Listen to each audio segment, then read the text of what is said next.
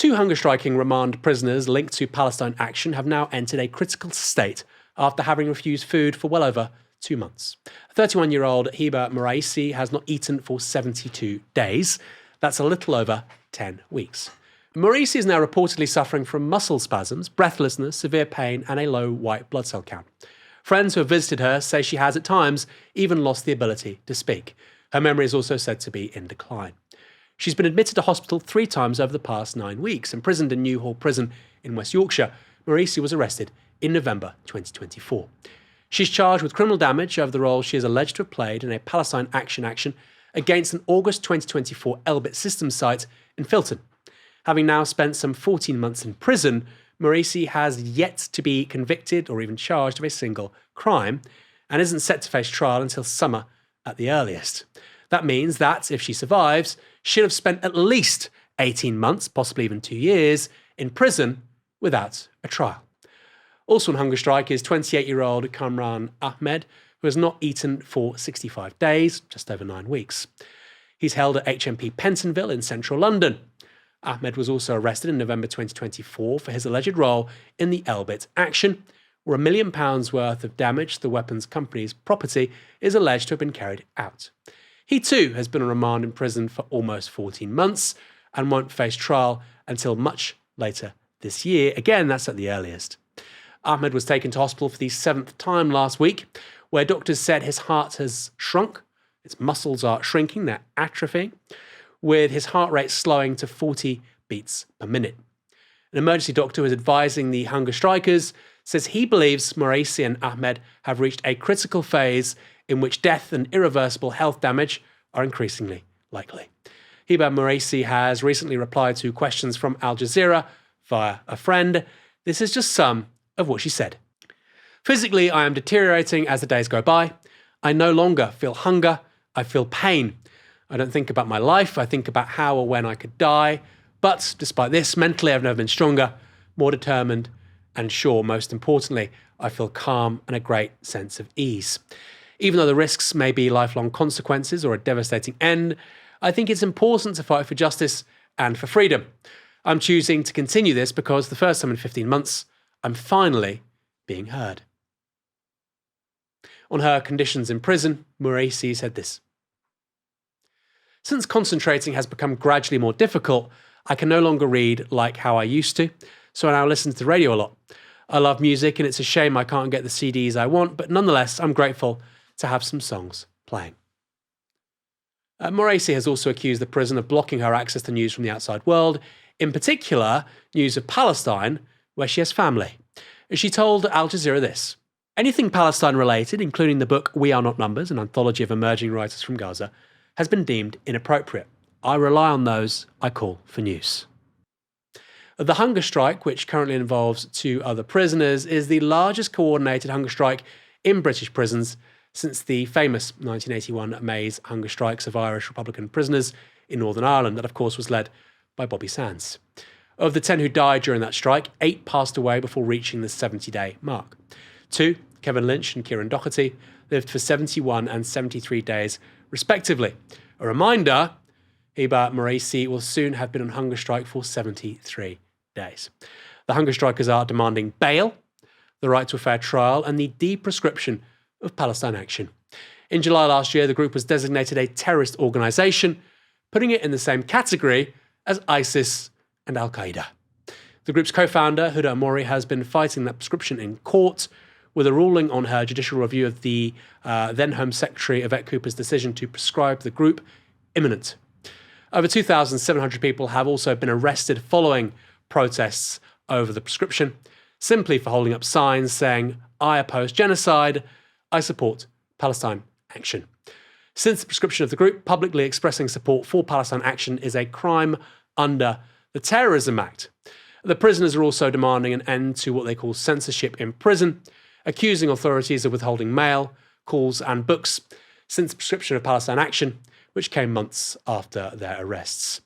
Nor have any of the hunger strikers been charged under terror law. Finally, the hunger strikers are calling for all Elbit sites to be closed in the UK. One already has. The Bristol site of the Israeli arms manufacturer that was targeted by Palestine Action was shuttered late last year, several years before its lease was due to end.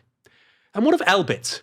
While British citizens are remanded in prison for what seems like eternity, branded as terrorists for holding signs, and literally dying of hunger to secure the basic rights of prisoners who've not yet been found guilty of a single crime, Elbit has been having a bumper genocide. Its profits have risen sharply from late 2023 onwards, as it, presumably, fed the insatiable demands of the Israeli military. In 2025, the company's gross profits were over $1.8 billion. That was up 10% on its more than $1.6 billion profit the year before. And in November last year, it signed an international contract worth $2.3 billion, though it doesn't say with which country. More kids sniped from drones coming to a war zone near you. Kieran, the context of what's going on here with the Palestine Action hunger strikers and that comparison to what we saw in the early 1980s with Irish Republican hunger strikers is really critical, because in the early 1980s, those hunger strikes were viewed as a national story, but also a global story. We covered Iran earlier on today in the show. There is a road, there's a street named after Bobby Sands, one of those hunger strikers, in Tehran. But it only seems that this has really percolated up the news agenda, domestically at least, in the last couple of weeks. Why is that? Well, I'll come to that in a moment. I don't want to sound too mawkish. This is an analysis show, after all. But I think, Aaron, that the people in Gaza have for a very long time been the conscience of the world. And I think that these hunger strikers and all people associated with actions related to Palestine Action, who are in prison, have been the conscience of this country. You really have to be armor-plated to deal with the hypocrisy, the level of hypocrisy here. On the one hand, you have the historical role that Britain played in the destruction of Palestine. And then you have the role that's played pivotally in the present, so the profiteering economically, pointed it out with the image on screen there, the profiteering economically, the diplomatic cover that's given to the Israeli government, the unwillingness to abide by international law or cooperate with investigations under the rubric of international law, the condemnation of human rights abuses only when our enemies do it. The lesson is very clear. If you hide behind the aegis of the state and you ally yourself with the West, you can murder children and still be received in central London for cocktails and canapes.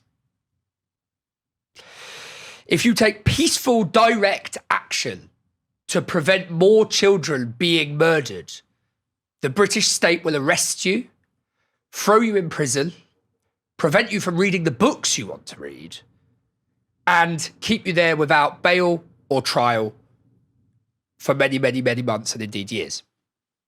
I do believe that whatever happens, Aaron, to Palestine in the future, these people will one day be regarded in the same way that we now regard the suffragettes, and that Lammy, Starmer, Yvette Cooper will either be forgotten entirely or will be deplored as the Edwardian reactionaries that opposed the suffragettes are now deplored. And to your point about Bobby Sands and streets being named after people, if Palestine is ever free, it's an if, we'll work towards it, there will be streets named after these people and there will be statues built in their honour. Why it's lower down the agenda, I think that the state has gone into absolute overdrive along with its outriders in the media to reflect the interests and the will of the Israel lobby and to strangulate and suffocate at every opportunity the appropriate level of coverage for something as seismic as is happening right under our noses right now. That's my view. I think it has everything to do with the power and the deeply embedded nature of the Israel lobby. And I think that it's being reflected in the way that institutions act, media, state, and otherwise. This point about the Israel lobby, I think, is so key. You know, if you look at Britain and you look at the United States and how they relate to Palestine, Israel, Iran, it is so unique. Let me give you one example. Meng Wanzhou, the daughter of the CEO of Huawei, is arrested in 2018. She's arrested. Imagine the daughter of Bill Gates being arrested by the Chinese. She's arrested in Canada, and they're trying to get her extradited to the United States to face charges. Why? Because Huawei had some kind of shell company in Iran that was building telecommunications infrastructure in the country. That sounds quite strange, right? To go around arresting the daughter of the CEO, you can buy a Huawei phone in this country, right? Very, very strange. Now, why is that happening? Iran isn't that important, right? Well, it kind of is. If you have a very powerful domestic lobby, which seeks regional hegemony in West Asia, but also views this other country, whatever you think of Iran, as a major obstacle with regards to what they want to do regionally, but also in the West Bank and in Gaza. Whatever your views, and of course in Lebanon as well. Whatever your views on that. Then you look at Britain. We've criminalized people holding signs. Now, if you hold a sign saying, I support Palestine, comma, action is needed, that's legal. Move the comma one word and you could be banged up for a few months. Minimum, by the way. You wear a t-shirt with Palestine Action, you're facing 6 months. This isn't normal, right? So why is it happening? And I think the only explanation why is the United States arresting daughters of CEOs? Why are we potentially banging up people for 6 months for wearing the wrong t-shirt? I think it can all be located in the same place, which is the Israel lobby. Now, people might say that's anti-Semitic, it's a dog whistle. No, it's a very sophisticated, coordinated accumulation of power by a very sophisticated, highly intelligent political apparatus in a foreign state trying to maximize its own perceived interests. The most predictable thing in the world, right? By the way, many states do that. The most predictable thing in the world, but it shouldn't be undermining the civil liberties of people in this country. Of course, these people should be on bail. The idea that you could be held for 2 years without being charged on remand is outrageous.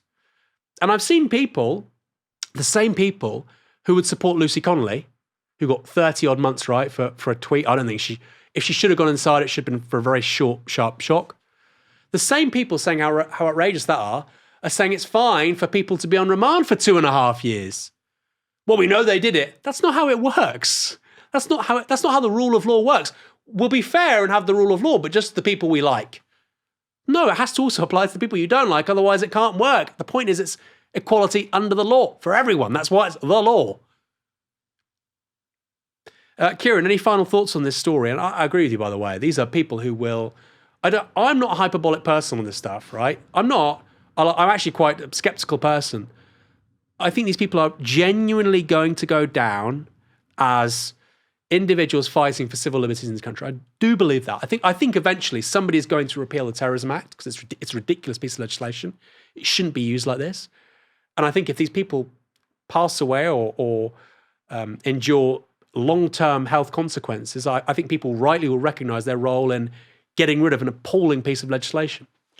My final reflection, Aaron, is that everything you say about the Israel lobby, I agree with. I think that the Israel lobby has become much more important to the survival of the state of Israel in the past 20 years. And so that is almost said by me as a form of encouragement to people, as strange as that might seem. They are getting increasingly desperate because they used to be able to rely on their international reputation and a romantic myth that was built up around them very diligently when the nation state was itself built. That's evaporated for various reasons we won't go into now. So they're having to lean much more heavily on the apparatus of the Israel lobby, and they're having to beef that up exponentially and pack it with as much wherewithal as possible as a means of survival.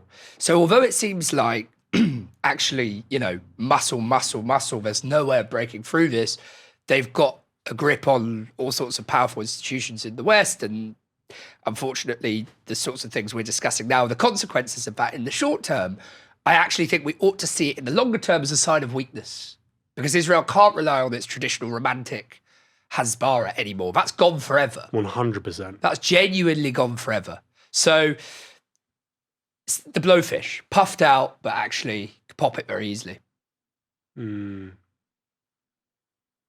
do think the biggest threat to civil liberties and freedom of speech in the West is actually the Israel lobby. Sorry, I do.